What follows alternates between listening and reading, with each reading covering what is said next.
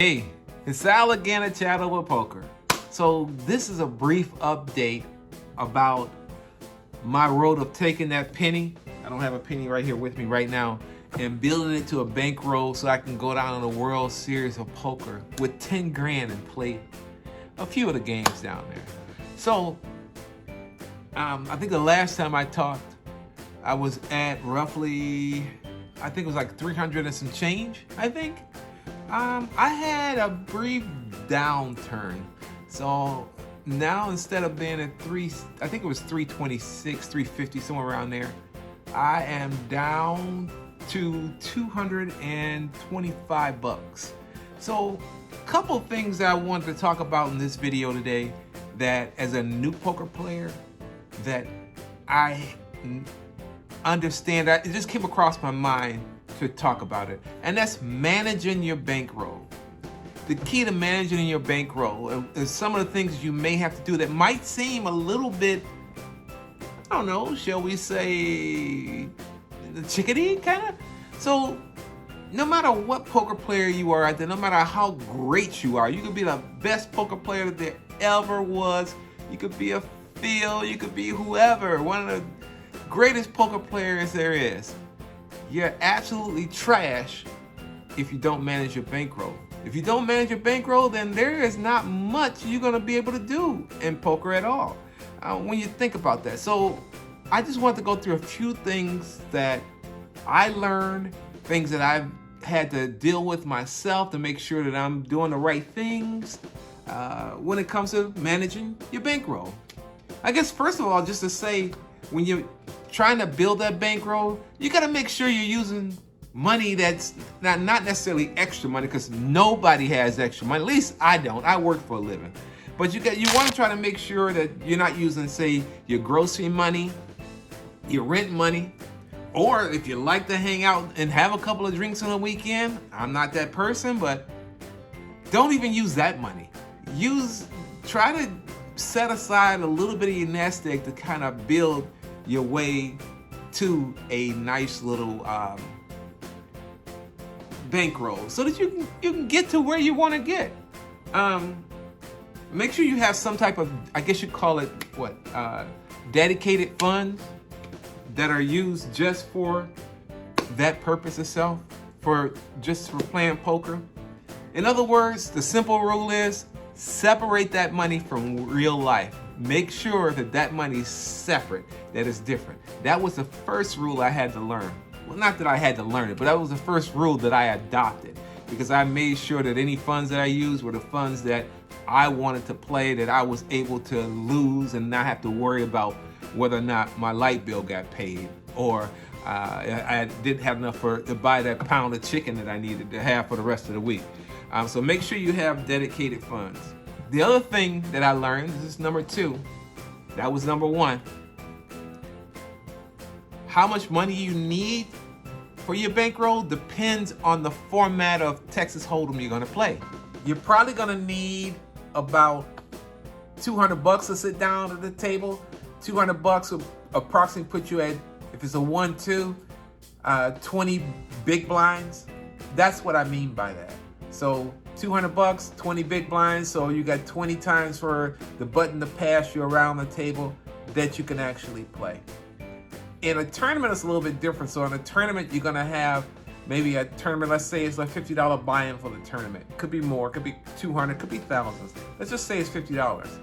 So in that case, if you're playing $50 tournaments like that, and you wanna be able to continue to play those tournaments, you want your bankroll to be probably about $5,000 to $20,000, because that's a lot more money. And the fact that in most tournaments, people don't always cash out. About 10% of the players, maybe less than that, cash out of a tournament that actually participate in it. So between the two, your bankroll is going to be a little bit higher for a tournament than it is for a cash game. Something to keep in mind. Now, I know that's a lot of money. I am a working man myself. But you can start out in the micro states where you're paying 1 or 2 cents, and just making sure that you build it. I talked about that in one of my other videos, which I think you might find useful. So that was the second thing about managing my bankroll, understanding what I needed for the buy-in itself in terms of the structure that I'm playing. Hence, that's why I was trying to go from a penny to $10,000, because that's the amount that I feel that I'll need to get to Vegas to play some of the games. It's not just, I don't want to play the one game with 10,000. They have various games going on. I want to play in a few of them and see if I can cash out. And when I mean cash out, I mean win the whole thing.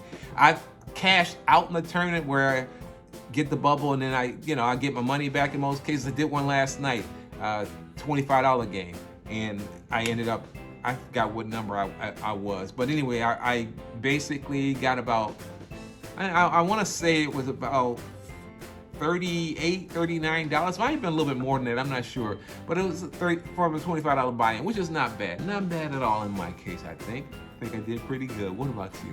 What do you think? No, okay, well, whatever. Anyhow, so we talked about the cash game, and we talked about the tournament. We talked about the buy-ins for the cash game being from 20 to 30 buy-ins. You want to have that because you want to build that nest egg so you can go and play those 1-2 games, and then the buy-in for the tournament. You'll be building that nest egg, having, like, depending on what the tournament says, a $50 tournament. You want to build I call it a nest egg, building up your bankroll. Now, the third thing, and this is the most important thing, I think, in my opinion, when building a bankroll, there's a couple of sayings that go with this, but there's going to be a caveat to it. Never use scared money when you're playing Texas Hold'em poker. Scared money don't make money, baby. That's what I was told a long time ago. I don't know who said that to me. But scared money don't make money. But also, you got to keep up with how much money you're betting. You want to make sure you track everything. Track everything. Write little notes down. Put it in your phone. Everybody's got a cell phone nowadays. Put it in your phone. Today I started with this and I ended up with this for an hour of play. Make sure that you do that. And then the last thing is well, this is not the last thing, but one of the other things is you got to be able, don't do this. Don't do this. If you're sitting down at a 1-2 table and you have a great day, a great session there, don't level up to the next 1-2 buy-in. Don't level up to the next session. Don't level up, go from 1-2 to say a 5-10. Don't do that. You only had one good session. You need a few good sessions under your belt before you level up to the 5-10 or 25-50 or whatever you're gonna go to in that case. Get a few under your belt first. That's the most important thing. Not more than a few. Just make sure you're consistent with what you're doing. Then level up to the next one. And then be careful about that. The other thing is, if you level up and you feel like you're comfortable with the 1-2 and you want to go to, say, a 5-10, do it. But if you don't feel comfortable, you feel like you're having a bad session, drop back down to the 1-2. Most important. I know a little while ago I said scared money don't make money, and that's absolutely true. Scared money don't make money. But the one thing that helps to maintain your bankroll, don't be afraid to get your butt up from the table if you're having a bad session. What do I mean by that? Get up if you're losing. Don't sit there and just think you're gonna create some hand out of nothing. If you're sitting there and you bet a few times, you say you're in a 1-2 game, you got $200 in front of you, have a limit to where you want to stop and get up so that you can protect that bankroll. That was the most important thing I had to learn. And for some of us, it's a psychological thing, because when you're in the heat of things, you might get tilted, which I've been tilted time and time again. I don't know how to tell you, but I've been tilted. Or you're on a roll where you just keep going and you're thinking, you're gonna turn your $200 into $400. Oh, I'm gonna make this 1,000. Don't do it. Do not be afraid to get up at any time, whether you're having a great session and you're winning or whether you're losing, because you will lose your bankroll eventually. You will lose all of it, and it's most important that you understand that. Do not be afraid to get up, even though scared money don't make money. Let me know. So let me know what sessions of poker you're playing in. Are you playing the 5-10? Are you playing the 1-2? What things have you done to help manage your bankroll that might give me some tips about things I could do. I think that would be great. You know what the other thing is I need you to do for me? Like, share, subscribe. It's free, baby. It's free. And this is just me, Al, sitting here at Chat Over Poker, chatting about a little poker, you know? But check it out.